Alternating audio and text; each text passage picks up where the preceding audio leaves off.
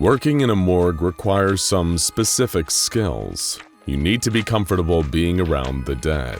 You need to have a great attention to detail, and you better not be squeamish.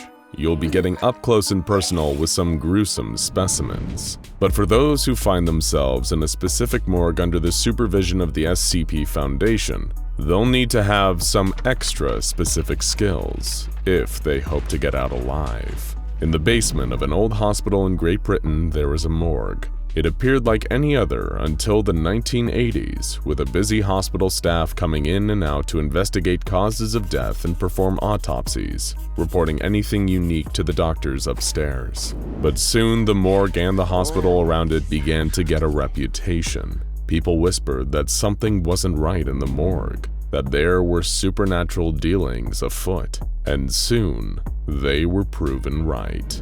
Because what's dead in SCP-022 doesn't always stay dead. The Foundation soon stepped in and quarantined the morgue, condemning the building. An investigation didn't find any cause for the unpredictable and dangerous phenomena, but the Foundation was able to track the pattern of reanimations, and did happen upon the following. The morgue is filled with body storage drawers, and at random times, the spontaneous opening of one or several of them will occur. And despite the fact that the morgue has been out of operation for quite a long while, whenever a drawer opens, there is a body laying inside under a sheet every time. And after 6 minutes of being opened, the body will wake up. When awake, these reanimated corpses have exactly one mission: to get out of the morgue by any means necessary. If the corpse is relatively intact, it will leap off the table and charge at the door and anything else in its way. While no specimen has ever been safely captured for testing, their base strength seems to be far stronger than any normal human. No evidence of what gives them this power has been found, but they are absolutely formidable and very hard to stop.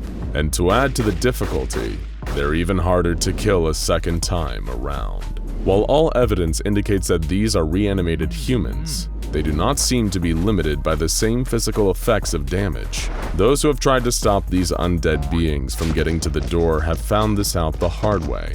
These cadavers seem to be immune to just about any form of impairment. Their bodies don't give off heat, and they do not need to eat, drink, or breathe. If their bodies are severely damaged, the body part with the greatest mass stays active and doesn't seem to slow down at all. Only one thing actually seems to impede upon the horrifying persistence that these cadavers portray in their attempts to escape: fire. The Foundation has discovered that fire may be the one effective way of stopping the undead specimens, but it's not as easy as simply setting them on fire. High-powered fire is needed to incinerate their tissue and render them little more than a pile of ash. The good news is there is another method to neutralize them, and that's to wait them out. If the corpse is active but contained by the Foundation's security, they will eventually expire when whatever power is animating them finally runs out. But this can take between 2 days and 3 weeks, which can be problematic if they're joined by other friends from the drawers.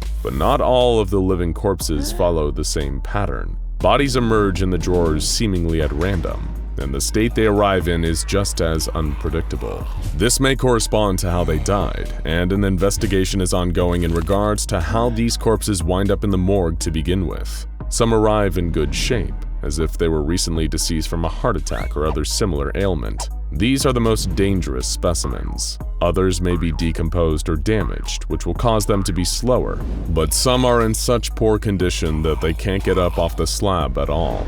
And that's where SCP-022 reacts in an unexpected way. The cadaver may be too damaged to move, but it's still reanimated, and will struggle and twitch on the slab for whatever the duration is of their reanimated life. But if it expires while still on the slab will act on its own and slide back into the drawer with the cadaver still on it. The body then disappears, and from what witnesses have reported, a smell of burning tissue similar to cremation then fills the air in the morgue. No one knows where the corpses go, but perhaps more importantly, where do they come from?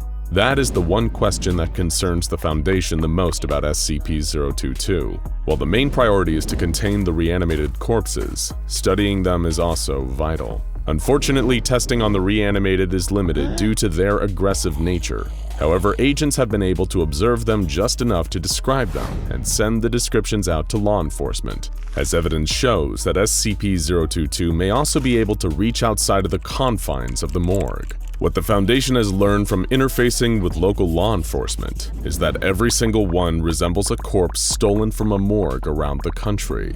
Studies of the specimens after they expire, if not consumed by the drawers, is the easiest way to conduct testing. They can be examined safely and appear to be standard human corpses, with the only exception being any damage done during the attempt by the Foundation to contain them. They don't seem to have any unusual organs or chemicals in the body, and no explanation for their reanimation can be found.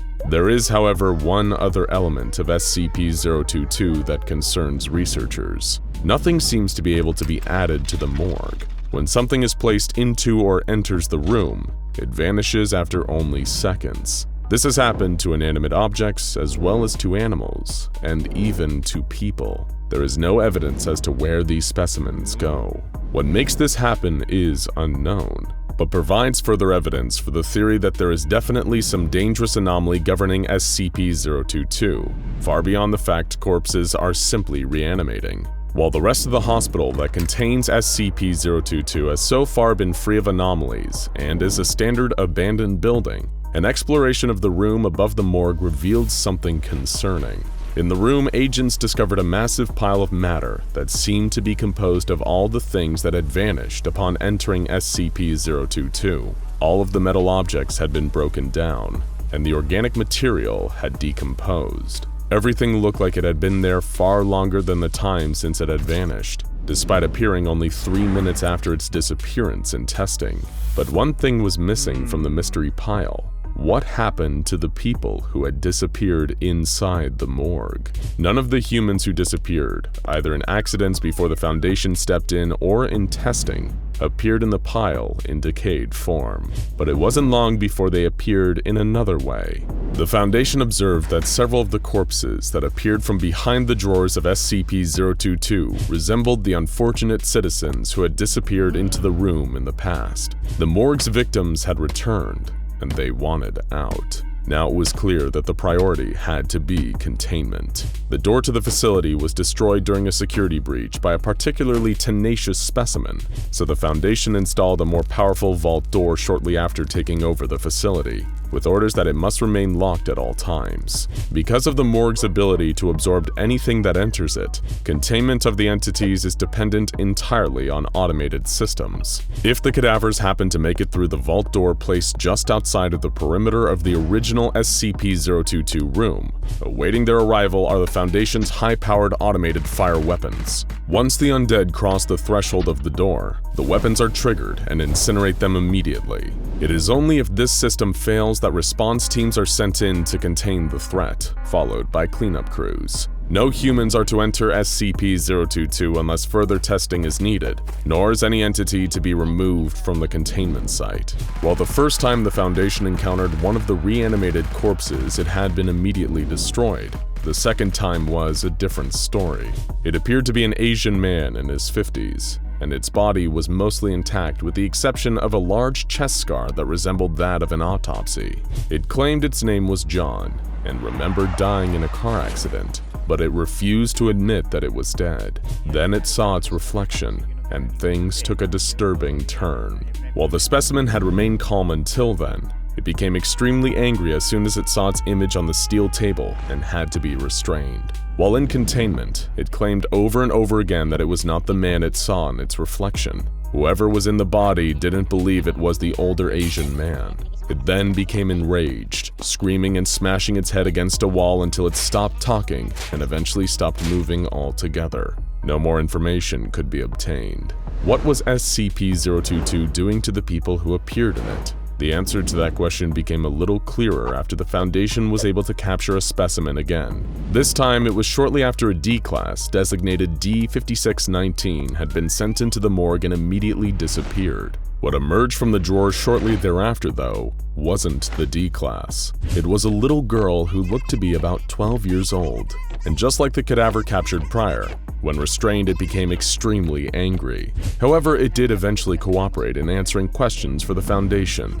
It was soon identified as D5619, the unfortunate D-Class testing victim. It wasn't long after the question of what had happened to D5619's body was answered. 3 weeks following the incident, D5619's body was returned from the drawers, but it wasn't him inside of it. A brief interview confirmed that this was a very confused but overall cooperative 89-year-old woman in the body of the D-Class. Whatever effect is going on within SCP-022, it seems to return people in twisted, mismatched combinations of body and mind. The Foundation is still investigating exactly what is happening inside of SCP-022, with a focus on how the anomaly gets its corpses from around Great Britain. But when dealing with the mystery morgue itself, the Foundation holds to a simple rule: nothing gets in, and nothing gets out. For more on a mysterious threat in an unlikely place, check out SCP-974 Treehouse Predator, or check out this other video instead for more from SCP Explained.